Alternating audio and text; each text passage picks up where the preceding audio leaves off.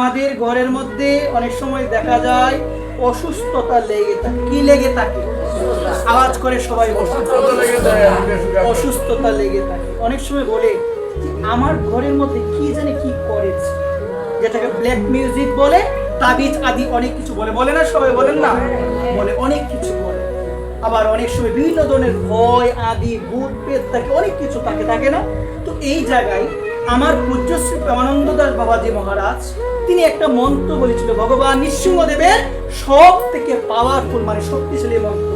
এই মন্ত্রটা যদি বলতে পারো, ঘরের মধ্যে যদি অসুস্থতা লেগে থাকে ওইটা দূর হয়ে যাবে।